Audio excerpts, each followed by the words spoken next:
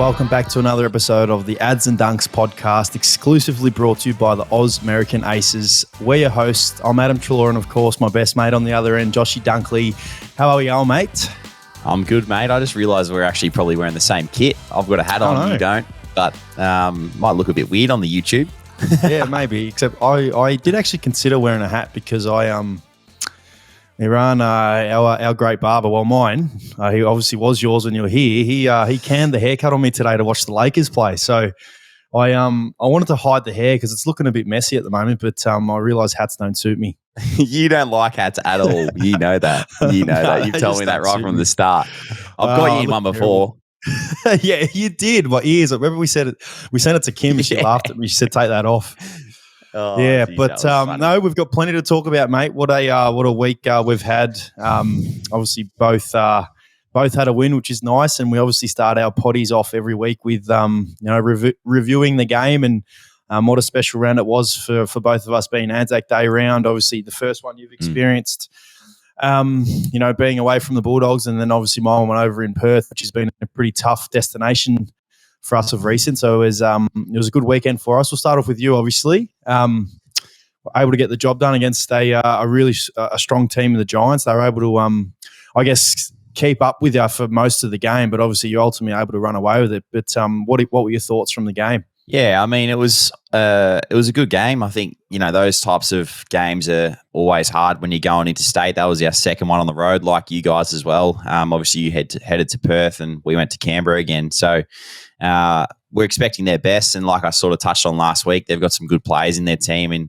a lot of high draft picks as well. So their skill is next level. And, as you mentioned, they sort of stayed in the game and hung around. We probably weren't getting first access at the source early on, but I felt like in the third quarter we started to sort of turn the tide a little bit. I think we got up by about 40 points or so in that third quarter, and then they came back and probably got a few goals too easily. Scoring from our forward 50 was not so great. So, yeah, we looked at that obviously in review, and all in all, I think it was it's one of those ones that you just want to get over the line and really learn from it and, look forward to what's next. But also I think the Giants, I think a lot of people have sort of written them off, but I still believe that they're a great side. They're going to beat a lot of teams this year. And, having guys like Josh Kelly running around and using the footy like he does is pretty special. And obviously I think Jesse Hogan's improved a lot too up forward and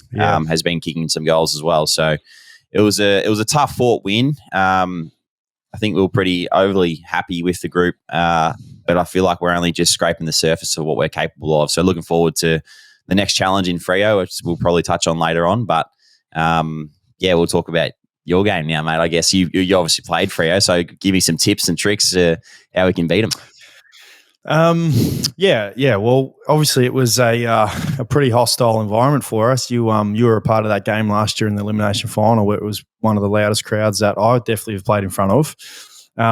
So we knew it was going to be pretty hostile. I think, yes, it might not be going well for them. I think they've only won 2 games this year, I believe. It might not be going so well, but they still essentially have the same team as they did last year that took them all the way to a semi-final. And that, it's not like out of nowhere they forget how to play or, don't remember how to win games of footy. I've got no doubt, and we experienced it a bit in the second quarter when, they were able to pile on 5 quick goals in succession when we were up by about 5 goals. So I've got no doubt they've still got the capabilities in them to win games of footy, and the players that they have, especially, they're young midfielders, and they're young, but you can tell that they're the leaders of their footy club in Caleb Sarong and Andy Brayshaw, and even Jago Mira's come in there, and the defenders defend really well as well. So I'm just pumping up a team that we were able to beat on the weekend, but I genuinely believe, as you were saying about the Giants,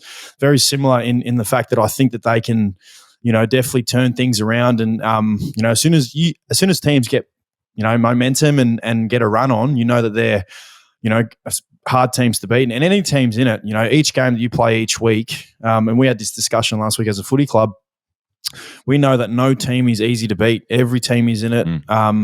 You're going to get the best from most sides, and especially when teams are up against it and their backs are against the wall, which Freo are. So it's going to be a very interesting contest between you guys and Freo. But yeah, I was obviously extremely happy with how we went about it. I think offensively, we haven't been able to play the way we've wanted to play all year. It's been pleasing that we've able to defend really well, and even the games that we have won, I think back to when we obviously beat you guys, and then when we beat Richmond, we're able to keep you guys and obviously them to some low scores. So to be able to do that, but also be able to score heavily on the other side was very pleasing. And I said last week, historically we haven't really, even before I was here, the Bulldogs have never really been a side that is a team that struggles to score. So the fact that we have struggled a bit early and, we're able to get reward from the weekend was very pleasing. So, yeah, absolutely pumped that we got the win. What about you, mate? You obviously dominated. It's 35 and 2 goals is pretty nice. Pretty nice.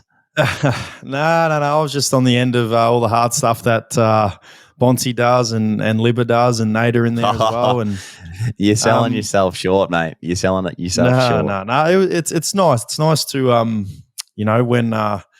when you get a bit older and you start to worry about other stuff rather than your own performance. It's nice that it's funny when you're in that frame of mind of worrying about what you can do for the side and this and that. You end up playing a lot better. And I know it's the old cliche, but I literally just want to do what the team needs me to do. And at the moment, it's obviously playing inside, and I'm attending a lot more centre bounces than what I have, obviously in the past couple of years. Obviously, without you being there, but I feel like we've found the right mix a little bit. So yeah, it's been nice to impact, but I think Bonty's clearly been the one that's stood out the most. And on the weekend again, he was incredible. I mean, it'd be easy to say he's the best player in the game, but when you've got Jezza Cameron and obviously now Nick Dacos, who we'll touch on a bit later, but he's just clearly claimed the Anzac medal and probably had the greatest first 6 games I've seen in a very, very long time from a young guy.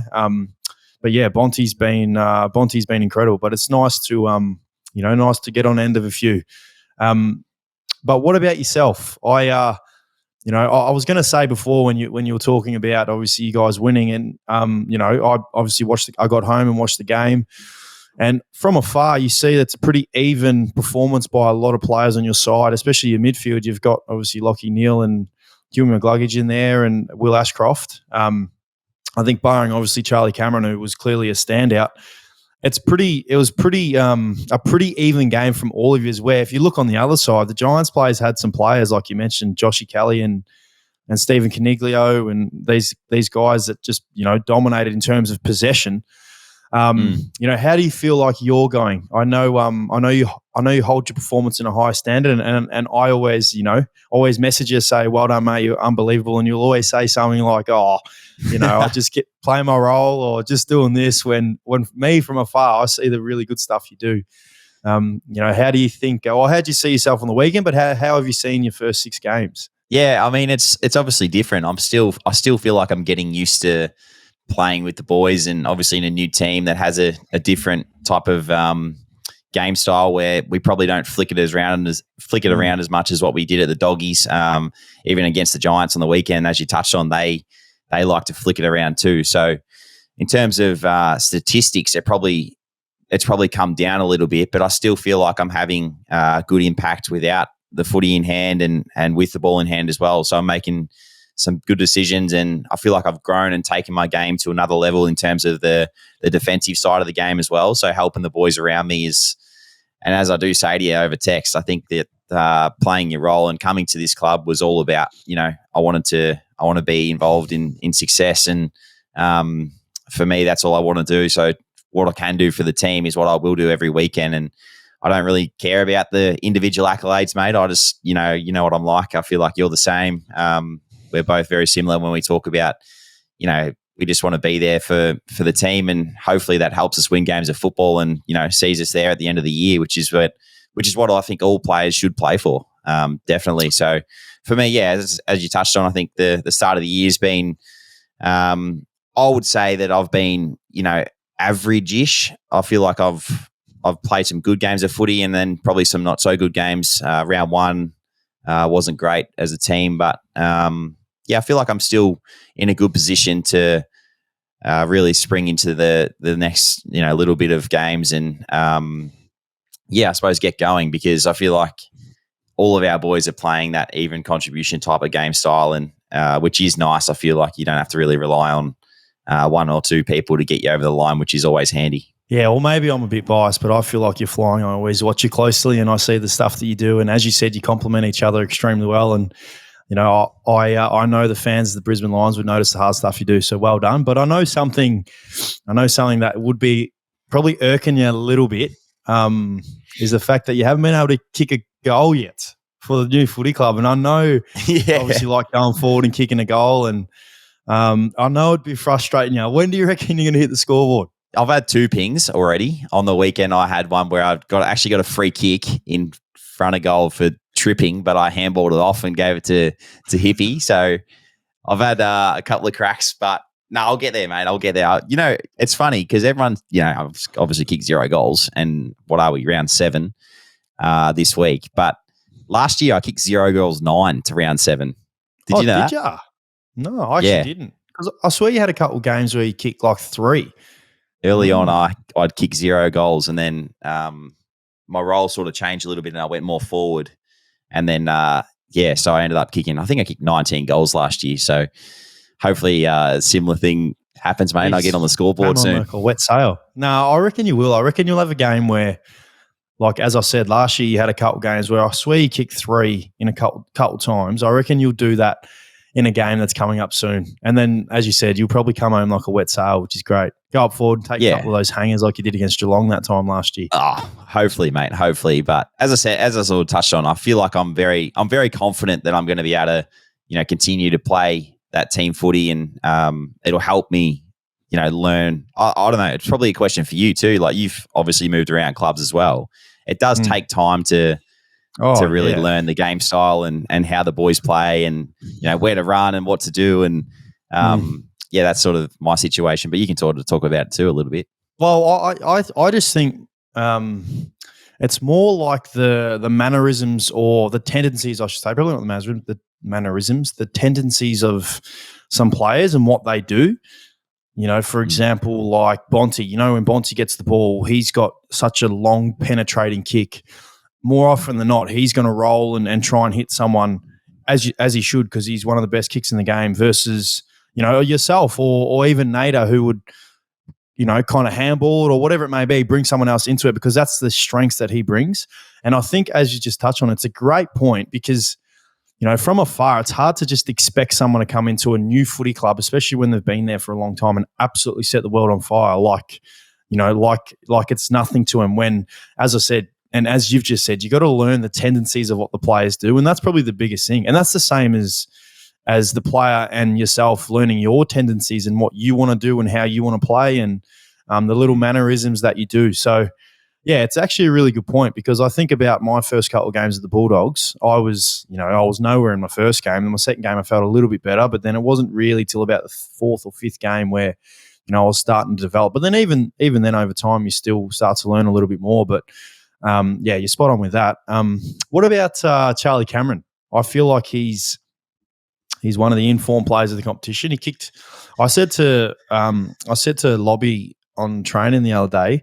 I said it's probably the best goal I've ever seen. His goal that he kicked, where it hit on he meant that, right?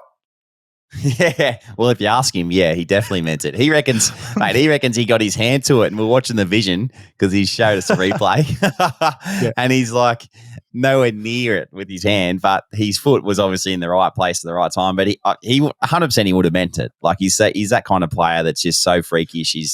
His ability around the goals it's insane. We've already talked about him before, but he's been so good for us. And over the last 3 weeks, I think he's kicked. I don't know how many he's kicked. Might have kicked like 20 odd goals, which is pretty crazy. He's had 30 something score involvements in 3 weeks. So yeah, he's going really well for us, and hopefully over the next few weeks he can continue to fire. It must be that good knowing when you're breaking when you're breaking away from a stoppage or a centre bounce and you're kicking it to one-on-one Charlie Cameron, you just must feel that good because I know I would. Yeah, it's pretty exciting. I feel like you look at our whole forward line. Like you got Zach Bailey down there who played 100 games on the weekend.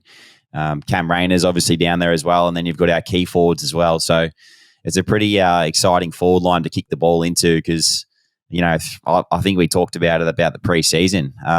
I felt like there's never been a team that I've been involved in where sometimes you can just score so quick. Like if you're not involved in that first or second possession, it's going through the goals or the behinds like that, like so quick. So it's as you touched on, it's a great forward line to obviously kick to, but at the same time, it's so exciting for the competition as a whole. Yeah, you're right. They're absolute stars. But speaking of forward lines, what about I know you watched our game on Friday. Could you get a sense watching as just on TV the animosity towards Rory Lobb? Oh, mate, I saw it straight away when he ran down to the forward line and they got into him. It was one of those ones where you're like, oh, they're laughing about this. Like it was funny because they were laughing at the same time as having the wrestle. They obviously don't hate each other, but it's just something that they felt like they had to do. I don't think it was probably the right choice, to be honest, because it didn't really do much to obviously you boys and Lobby. But what about the drink that they made for him? Yeah, the lobster tears. Yeah. Did you give it a taste on Friday night or what?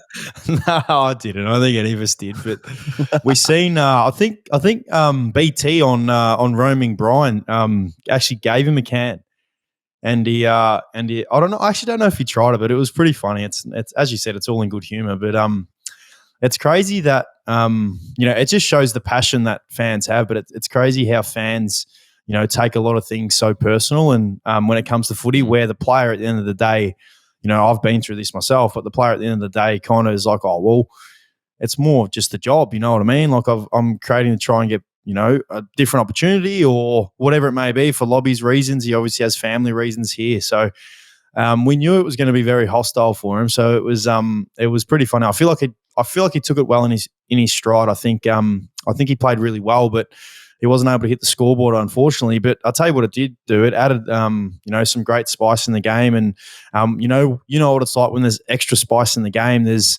you tackle a bit harder or you go at the ball a little bit harder and the hands are a little bit cleaner. And, it added extra spice. And I felt like, there was times in the game early on where it definitely felt like it was a finals-like atmosphere, which is the type of atmosphere that we need to play in front of. Yeah, I thought he did kick a goal. Didn't he kick a goal? He did. He kicked 1-3. Yeah. So he probably didn't get as many as he wanted, but he'd be the first to say that straight away. It's funny because Bevo, Bevo's always funny after the games and wins, and he said something along the lines of that. He goes, "Geez, you could have had a good game if you kicked straight far out." But well done, mate. It was something along the lines of that. But I feel like he's starting to hit his straps, which is very good for us. But yeah, it was a good game. What about the Anzac Day? There was plenty to take out of that game, wasn't there? I watched the start of it at the footy club, but then obviously the end. Geez, mate, you just can't write off the Pies, can you? They're always going to come back. And I think at 3/4 time, I was like sitting there and I'm like, 28 points or whatever it was, like. They can still do this probably. The crazy thing too is all the commentators, everyone knows it. Like everyone knows it. They've just built this reputation now that they're going to come back in last quarters. So it's probably one thing that's going to keep them in a good space because every team that they play, if that team's up by 5 goals or whatever it is, they're still going to be a little bit nervous in that last quarter. Yeah, well, BT obviously copped a bit of heat when the Pies played you boys because he was obviously talking quite a bit about it's not over yet, even though you guys ultimately beat them by quite a bit. But when he was saying at this time, you just kind of felt, it's actually they're a realistic chance. And if they kick a goal here, they're going to be every chance to build off that momentum, and they definitely did. I think you've got to give credit to the Bombers. They're clearly a much better team than what they were last year. And, I know a lot of people at the start of the year were saying, oh, we just don't know yet. We need to see, more body of work. But it's clear to me, and I've got no doubt you feel the same, that they're definitely, one of the best teams in the competition at the moment. They're going to be extremely hard to play against. Even Zach Merritt wasn't playing today, which is a massive out for them. They were still really good around the footy. So, you got to give kudos to them. But yeah, the Pies look really scary, especially playing at the MCG and the fact that they obviously play in these big games. They know how to win. So it was it was a great game to watch. But yeah, pretty scary. The fact that we've still got to play against them, and I'm not sure if you guys have them again this year, but yeah, they're one of the red hot teams in the AFL at the moment. Yeah, I think we do. I think we might have a Marvel though, which is an interesting one. Interesting. Do you guys play them again? We haven't played them yet. We play them, I think, round 17. So, do you reckon that they'll cheer you again like they did in your first game against them a couple of years ago? Yeah, I think so. They cheered me last year in my second game against them when we played them at Marvel. I hope so, because I openly support them when I'm not playing. Now I support you, obviously, but I obviously support them as well. And when it was funny because at 3/4 time when I was watching the game with one of my mates, Cooper goes, "Oh, the Bombers have won here," and I was like, "Nah, mate, my Pies boys will get up here." And then obviously they end up getting up. So I was riding every bump and every goal in that last bit of the game. But it won't be a Ads and Dunks podcast without talking about Nick Dacos. Wow, I mean, I've seen people, criticise him, and I don't know why they're trying to criticise him, but I felt like today, yeah, he clearly showed how good he is. Yeah, he's playing some great football, and there's no question about that. I can understand some of the criticism, if I'm being honest, but statistically he's dominating every week. Like he'll be leading the Brownlow medal, he'll be leading all awards around the competition, whatever there is. Like he just dominates. He's got so much of the ball in his hand. They give it to him whenever they can. So like his impact on games is huge at the moment. It's very impressive to watch, because I suppose as a second-year player, with all that expectation on your shoulders and still to stand up is big. But as I said, I still do understand the criticism, but kudos to him because he's playing some great football. Yeah, and I think the best thing about it is he clearly takes a lot of he clearly is externally rated extremely highly by a lot of people, but he clearly takes it all in his stride. And he, to me, looks like he's, I seen that interview he did after the game, I think round 3 or 4, where, people then were raving on about how good he is. And he just says, to be honest with you, it's hard to listen to. I don't really like listening to it because, playing for Collingwood, when you're the best player for Collingwood and you're playing the way you are, you're going to cop a lot of publicity. So I feel like he takes it in his stride. And as you said, he's absolutely flying at the moment. But speaking of Nick Dacos, I feel like Joshy Dacos. I just want to give some love to him on our potty, because we always talk about Nick Dacos, and Josh Dacos is as good a player. He's one of the best ball users in the game, and got one of the best visions in the game. So we've got to give love to him as well. And I know you're a big fan of him as well. I am, mate. I think he's one of the most underrated. Probably because he's his brothers getting all the publicity, but he's underrated for mine. I think he's a great player. He's so silky in the way that he uses the ball and can cover the ground really well as well. So yeah, he's a serious player, and I think both those guys are going to obviously be important for the Pies moving forward. But what about around the grounds, mate? We saw a few big results on the weekend. The Cats. What about the Cats v Swans? They're back. Yeah, mate. That took me by surprise. I actually would have tipped Sydney. I thought Sydney were gonna, I actually tipped them. So if I was tipping, I tipped Sydney. I thought off the back of last year's granny and the way they played last week, I thought, they're going to be, hard to beat. I didn't realise it was Cats' first home game until they were actually playing. I didn't realise it was at GMHBA. So as soon as I seen that, I wanted to change my tip. But yeah, I didn't think they were going to win in the manner that they won and the way that they won. But I guess it's very ominous for for the teams that are coming up against them. And yeah, they've definitely shut out a lot of doubters, because that's just not one good performance. They've had now 3 really good performances to where it's like, they're definitely one of the best teams in the competition. I didn't get to see much of the game, but when I saw the scores, I was like, geez, that's a fair I think watching the Cats, when you watch them, what I guess what worries you so much as a opposition player and someone who knows you got to play against is just when their forward line clicks, they're right up there as the best forward line in the competition. I think Tom Hawkins clearly had his best game on the weekend, clearly. and was an absolute standout. Jeremy Cameron is, arguably the best player in the competition.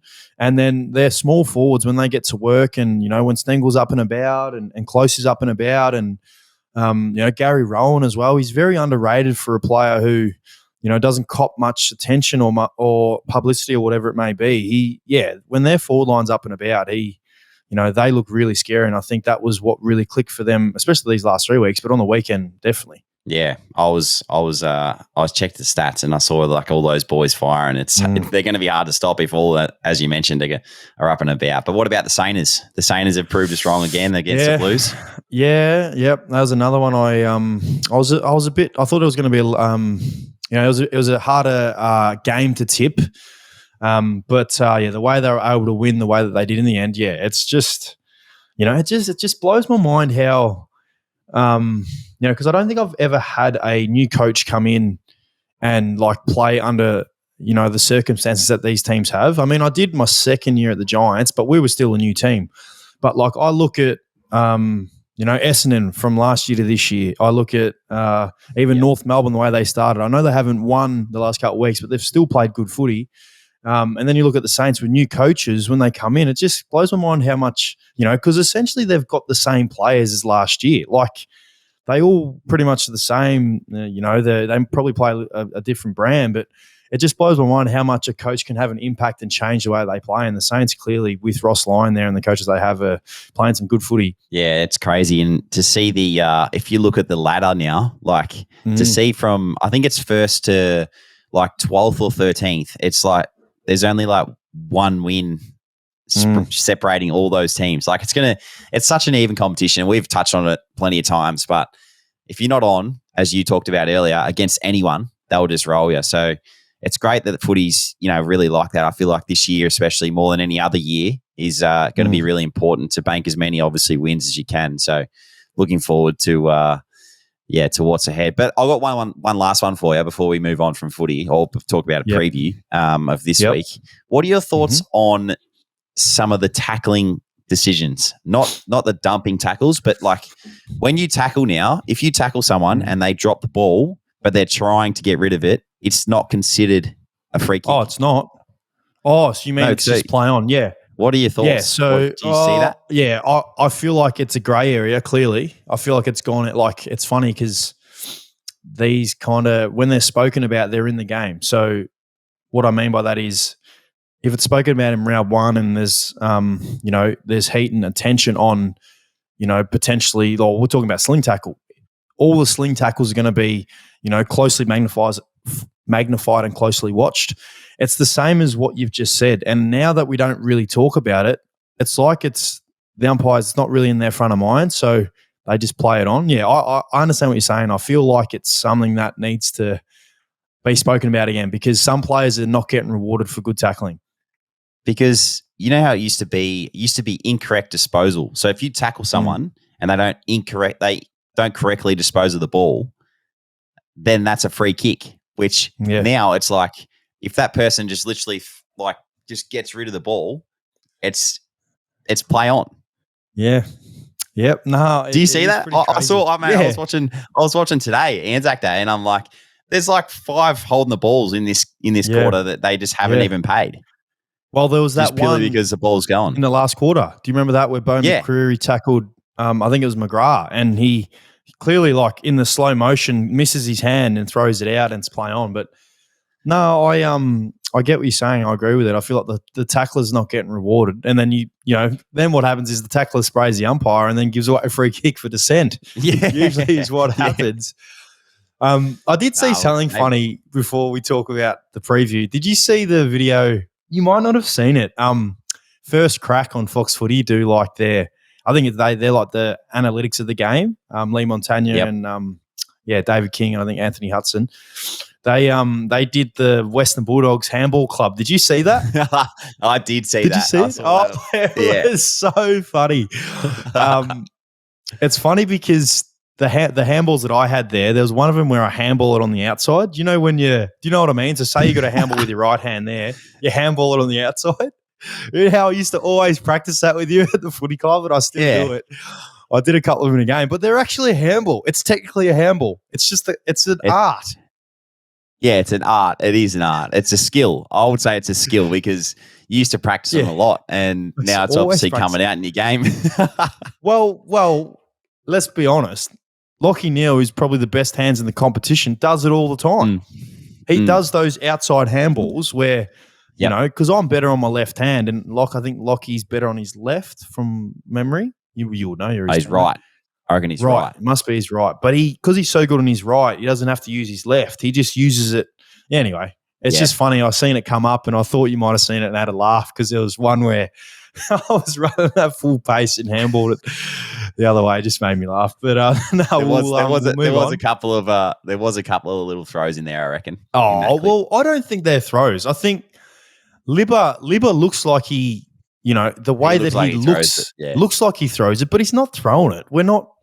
Nah. Like, trust me, I'm saying this to you. I'm saying this just to anyone listening. Like, we're not throwing the footy. We practice handball club all the time. And as you touched on before, we're a team that likes to flick the ball around, you know, where, you know, you're obviously Brisbane Lions, they like to get the ball forward quicker than potentially what we do. So anyway, I just thought it was a bit of a laugh because, it just made me laugh because I practice those handballs. But anyway, we'll move on. So good. We'll obviously preview our games this week.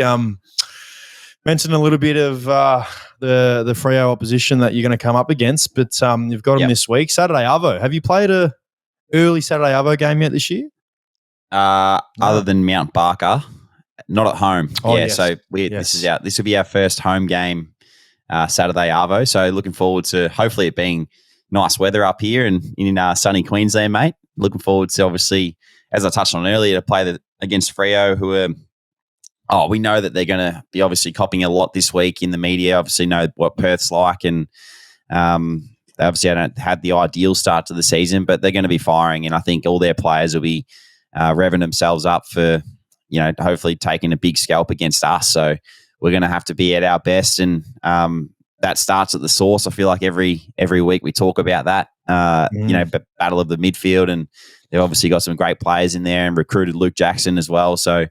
Their versatility around the ground is going to be something that we're going to have to try and stop. And obviously, the way that they've been playing, they haven't been able to get it going, but they still take good risks. I feel like they take risks with the ball, so we're going to have to be switched on defense as well. So looking forward to the challenge, but also, looking forward to getting back out there again and playing with the boys. As we touched on earlier, it's been a nice start to the year. Obviously, round 1 and round 3 against you boys wasn't ideal, but I feel like we're starting to build some momentum, and individually and collectively, which is good. Do you reckon you guys will have pay any close attention to maybe Sarong or Brayshaw, especially Sarong? I feel like he's been playing really well the last couple of weeks, and he was, you know, a main reason why they were really in the game in that second quarter in particular. Do you reckon, or more of a collective challenge? It's a good question. I feel like initially it'll probably be a collective challenge. We'll back our mids in to hopefully get the job done.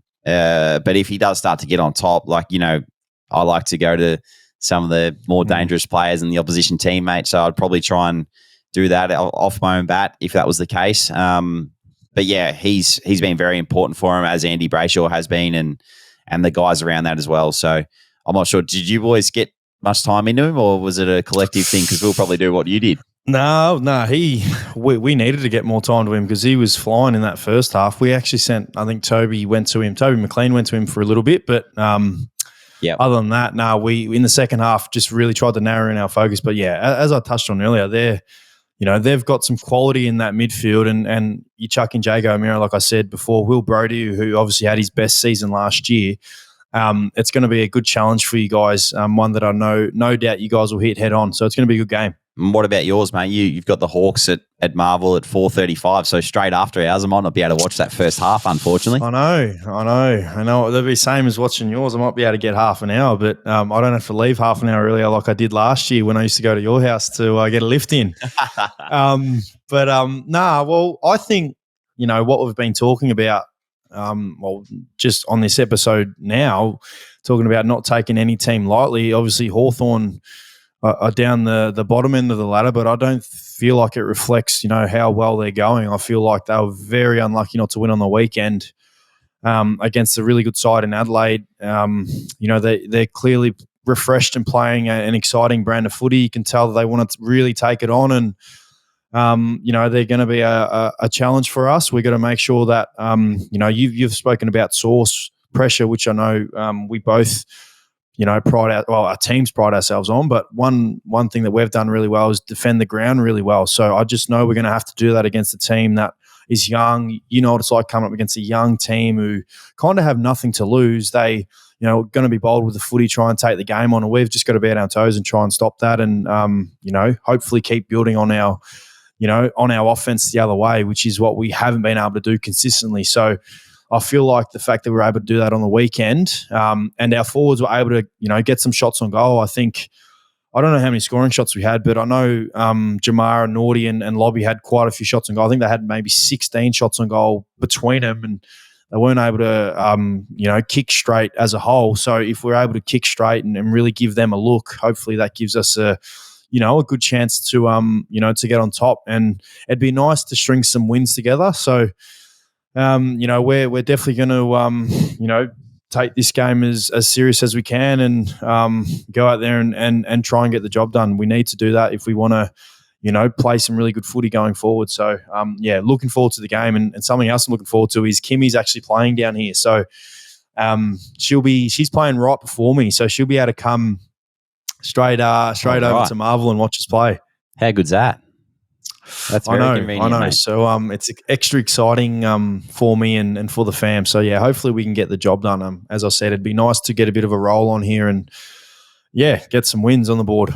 And Libba's out, isn't he? He had concussion or something. Yeah. Did he get delayed concussion? Yeah, so obviously it happened in that last quarter, and I think the AFL actually ruled it that because he actually played for I remember seeing it and I thought, well, that's a free kick, and it wasn't. And anyway, he kept playing, and I remember Belly came out and told him he had to get off. The AFL said he has to come off, and he's, as you could imagine someone telling you, well, your doctor telling you you've got to get off, Dunks. Imagine how you're going to react. No, I'm not getting off. Libba. It was kind of like Libba, he's like, oh, I'm not getting off. I'm staying out here.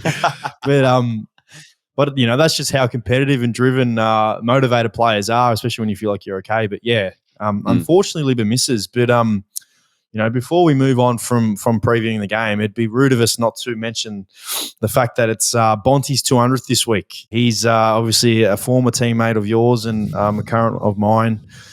Touched on him being probably the best player that I've played with Scott Pendlebury, and he's probably already the greatest Bulldog of all time. And he's still playing unbelievable footy. So it's his 200th game this week, so we've got extra motivation to win the game for him.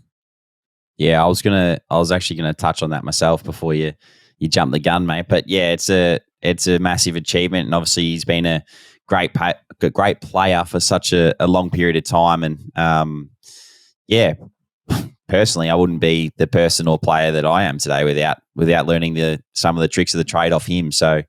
From our podcast, all the best to Bont. I know that there'll obviously be a lot of Bonts and Pellies there probably at the game supporting him.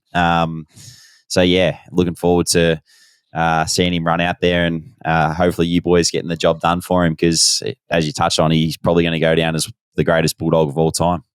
I am. One thing I am excited about seeing is obviously, like most clubs do, and we do it. We do like a little celebration video and play highlights reel from his career. I feel like, when I had my 200th, mine went for about 4 or 5 minutes. How long did your 100 game go for? Was that about 3-4 minutes? Yeah. Around about that time. I feel like Bontes is going to could go for 20 minutes. 20 minutes of highlights, because that's just how good he is. It's a great achievement for someone, as I said, who's going to, it's one of those things where when you retire, and when I retire, I look back on the players that I played with, and, obviously I made a best mate in you, but then you look at players who were just superstars of the game, and he's going to be one of the 2 or 3 that I look back and tell Georgie and tell hopefully some of my future kids that I was able to play with, one of the greats of the game. So as you said, congratulations to Bonte. But is there anything else you want to talk about footy-wise before we move on? Because we obviously love NBA and NFL. Yeah, no, not really, mate. I think we've covered most of it. Let's talk about the NBA finals. No, before we do, we haven't done, if we don't have to, if you've got one on top of your head, we haven't done like a bench start and a cut. Remember how we've done all the positions? I was going to ask one. I was going to say, was going to say not first years. I'm going to say first and second years. Okay, start Nick Dacos. Oh, you know what? I'm just going to say that too because that's what we both think. I just wanted to see if you're going to say anything controversial because I feel like everyone out there will say Nick Dacos.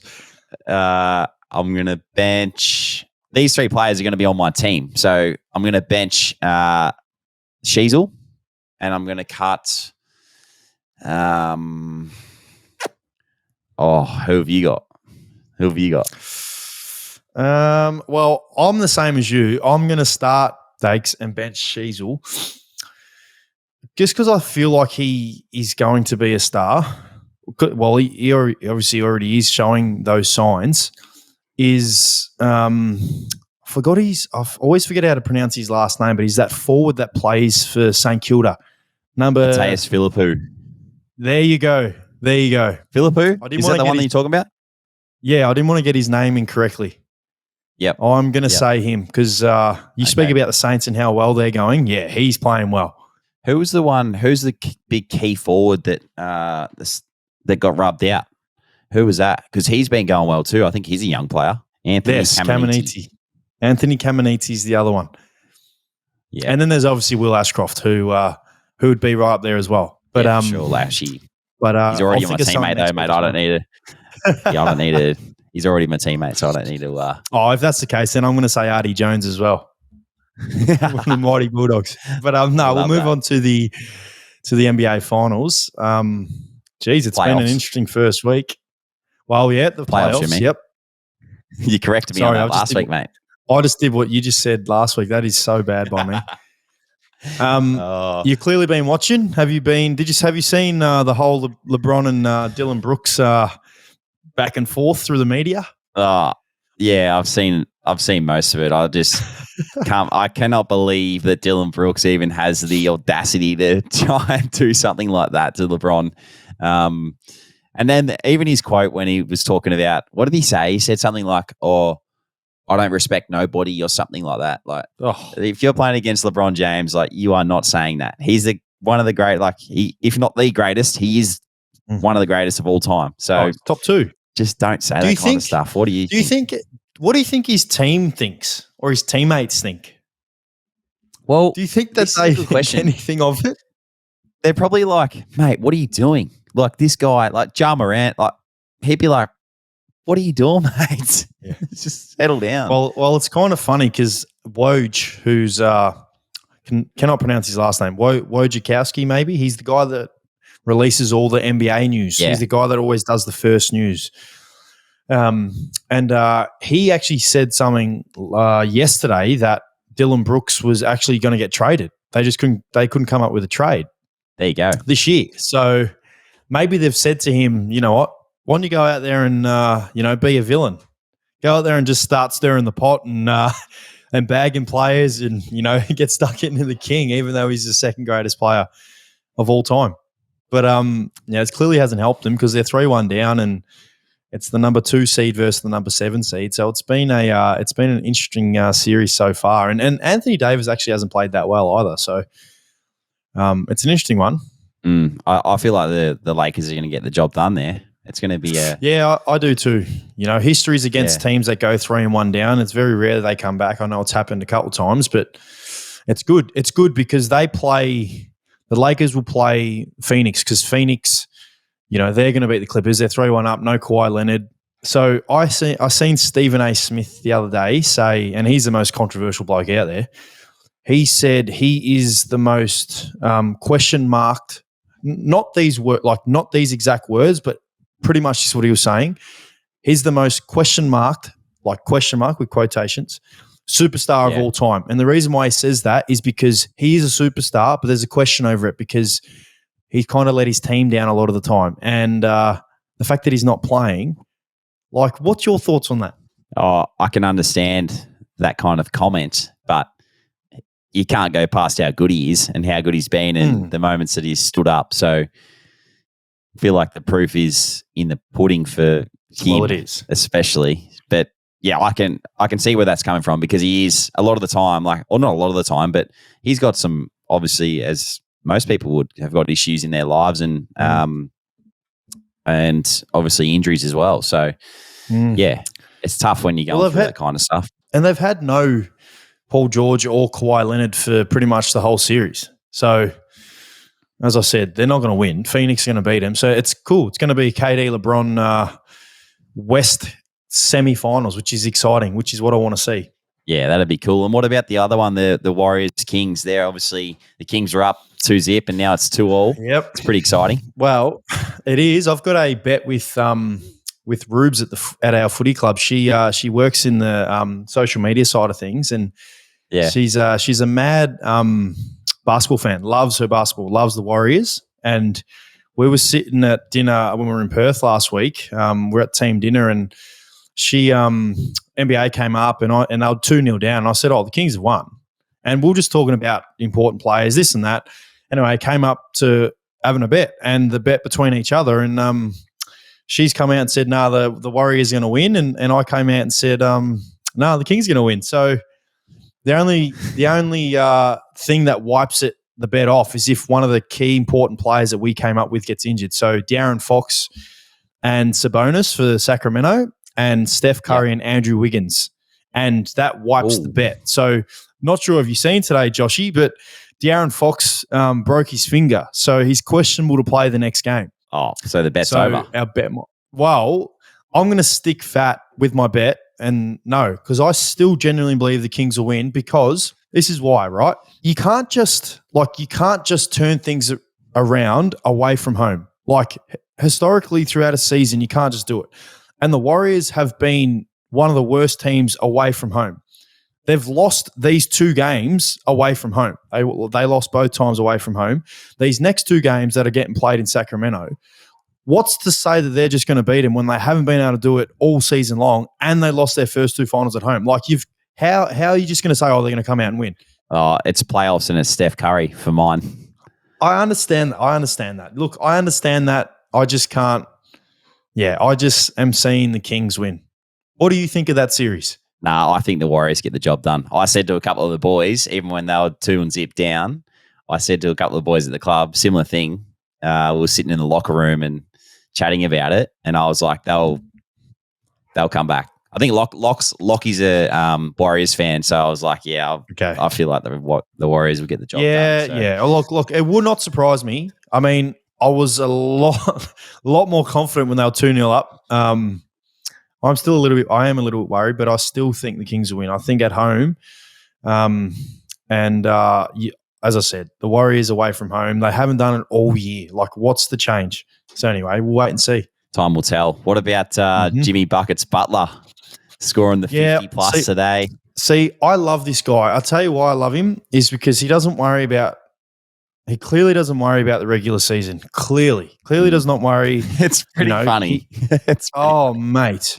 And you know what? I've seen 2 things of recent which have surprised me a bit. One of them is the NBA. They've done their award season, right? And they've done a new award. So the Clutch Player of the Year, and you get a top 3 finalists, and it was De'Aaron Fox, Jimmy Butler, and I forgot who the third one was, but there's then votes for first, second, and third, and they get tallied, and then obviously the winner is out of those. De'Aaron Fox ended up winning, and don't get me wrong, De'Aaron Fox he was in the clutch this year, was unbelievable, but I still thought Jimmy Butler should have won it because I feel like he's the most clutch player in the game. The other thing that I've seen, right, is they anonymously polled 100 NBA players. Did you see this? No. So they polled 100 NBA players, and questions were like, the greatest player of all time, percentage out of 100. So, for instance, MJ, I think polled maybe 58%, 39 went to LeBron, so there was 3% left over, 1% Kareem, 1% Wilt, and then the other 1% went to Tracy McGrady. So it was some random saying Tracy McGrady, but what the interesting question was, there was the most overrated player in the game. So your peers have voted most overrated player in the game, and the winner was, overrated was Trae Young, which I say that to you all the time. You'd be happy. Yeah, he's still a star, don't get me wrong, but yeah. But anyway, Jimmy Butler was third. On the overrated?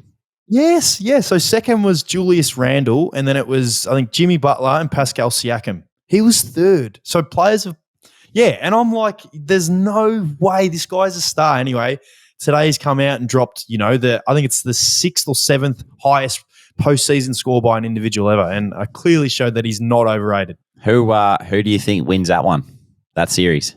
Well, they're 3-1 up now. The next game's in Miami again. So you think if they don't get it done if they don't get it done in Miami, I think Milwaukee win. But if they get it done next game, obviously they win. So I'm going to say Miami. What do you think? Yeah, I think Miami back at home. They'll get the job done. I guess bracket for who makes the finals is over because I have Milwaukee in the East, and then I have Phoenix in the West. So yeah, that'll hurt, and that'll be an upset. But it's an interesting one. What about the Knicks and the Cavs? Have you kept up to date with that one? Because that one's probably been the most even of the series that no one really predicted, but Knicks have clearly been way better. Yeah, I haven't really paid much attention to this one, to be honest. I haven't really watched a lot of it because it's sort of been at a time where you just, I don't know, you're always doing something. But yeah, it's a great series so far. I think obviously the Knicks have won that trade with Brunson.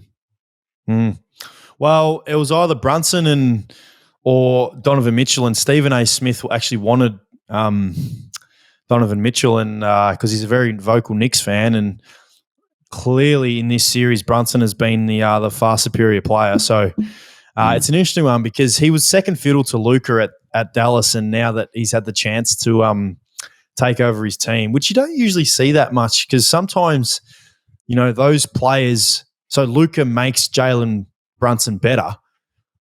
And it's like, well, if he goes to a new team, he's not necessarily going to be better because he's the main man, but I think he's proven that wrong. So, I feel like that's been a really good series. Would you rather Brunson or Donovan Mitchell in your team? Oh, well, it's a hard one. If you asked me this this finals, like this playoff series, I would have said Mitchell. Yeah. But, mate, Brunson's proven a lot of people wrong. Like I feel like he can lead a team. He clearly has been able to. So I think they're going to get the job done. They're 3-1 up as well. So the next game is in New York as well. So that'll be an interesting one. So it's been a good first week. There's only one series that's done, which is obviously Philly and Brooklyn, and we weren't able to see Ben Simmons play, which I wish we were. What about the Denver one? Denver, they lost yesterday. They're 3-1. Denver should win that because there's at least another 2 games in Denver, so I can't see them losing. But it's cool because I feel like we're seeing another superstar like burst out, and I mean like go from a star to superstar, and that's Anthony Edwards. I feel like he's going to be, one of the great scorers of our game because he scores the ball at ease. Yeah, absolute star. Do you guys watch? Are you guys big NBA fans of the Footy Club? There's probably like maybe 10 blokes that actually really like it. So there's TVs and that around the Footy Club that are on all the time with the NBA now, but obviously NFL as well. So there's probably more NFL supporters, I think, at the Lions, to be honest. Yeah. But yeah, it's the Dogs. Everyone loves it at the Dogs, don't they? Yeah, they love the NBA, but it's more the old NBA experts that come out during the playoffs. You know what it's like. Yeah, they all have an opinion and they talk about what they know about basketball, which makes me laugh. But it's a good time of year. We love the NBA. And moving on now to the NFL. What about Aaron Rodgers?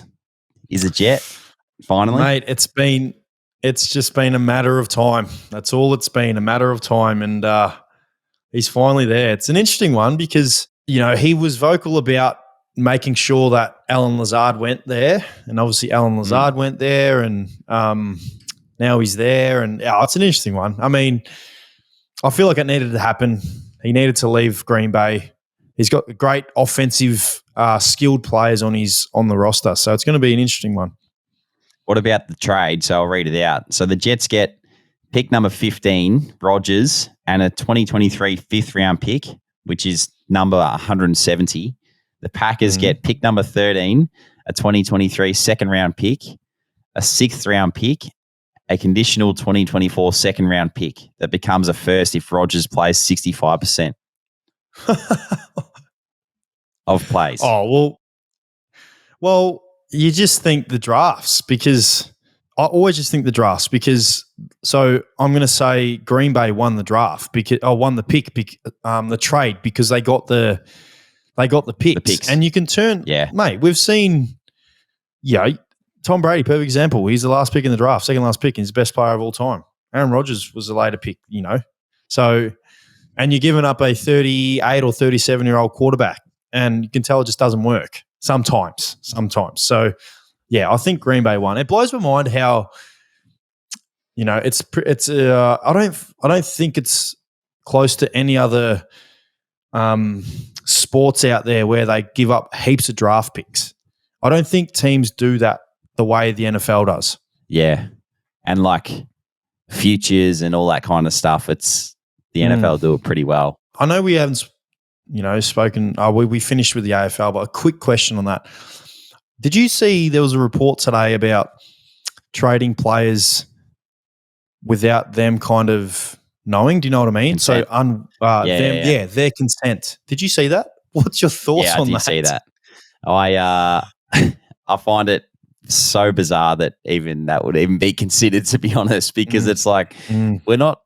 And I saw someone actually I think they wrote an article on it, but might have been Jordan Lewis spoke about it. We're nowhere near paid what those guys over in the States have paid that can get traded. So like to pick up your family and move interstate would be one of the toughest things that you could ever even think of. No. Like what other job out there? What other job out there does that? There is none. There's none. And I think like the only world out there where I see potentially trades happening mid-season or whatever it may be is for players who willingly want to do it because they're not playing ones and they should be playing ones. So it could potentially be an option there. And if they're, whether it's homesick or whatever it may be, if there's a personal reason why they have to go to a different state, where I definitely think the willingness where a player's not playing. So, mate, I've been a part of heaps of footy clubs, as I know you have, where there's players on the list who haven't been playing. And they could clearly be playing at other footy clubs. They just can't break into the side. And, I feel like the club could work out what's best for their own footy club and the footy club they're trading to get a trade done. I think that's probably the only world where that could potentially happen. But, yeah, the one where it says they're, without the consent, that's I can't see that players voting for that. No way at all.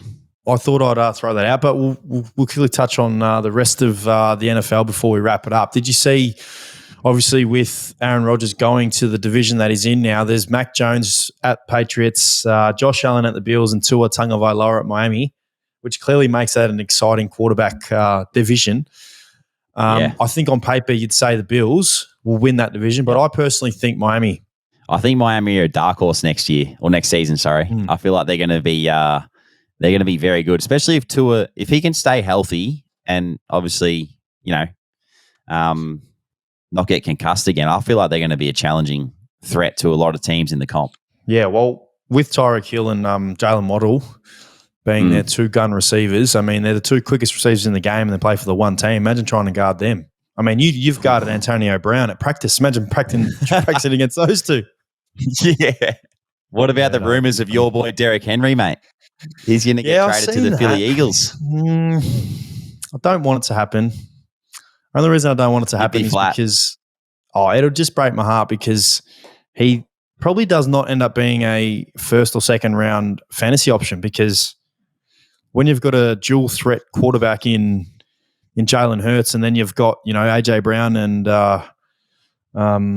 who's their other not Miles Sanders, Devontae Smith. Yeah, he ends up being not as important. So I hope he doesn't leave. If he does, are you saying that he's been a cheat code for you in the fantasy option the last few years? Is that what you're saying? Absolutely, mate. Absolutely. And that's without playing.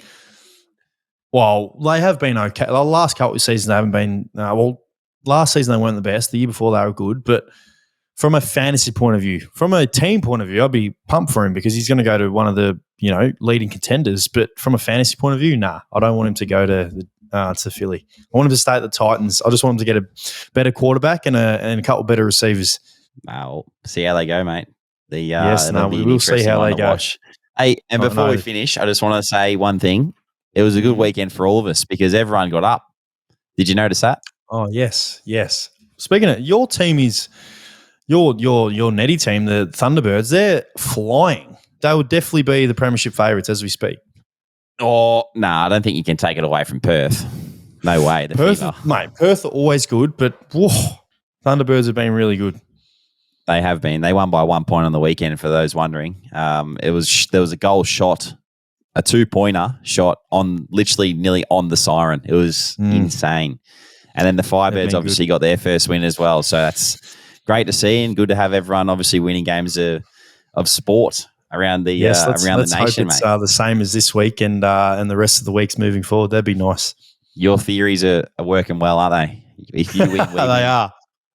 They are. So I'll be watching closely to make sure you guys get the job done early. Nah, sounds good. Well, we'll wrap it up there, mate, unless you got anything else. Nah, mate. So it's been a good episode. It has been. But yeah, thanks to everyone again for listening to another episode of the Ads and Dunks podcast, proudly brought to you by Ausmerican Aces. If you haven't already done so, please subscribe to all the channels on social media so you don't miss a single thing when it comes to the Ads and Dunks podcast. Thanks again, and we'll see you all next week. Thanks, Adsy.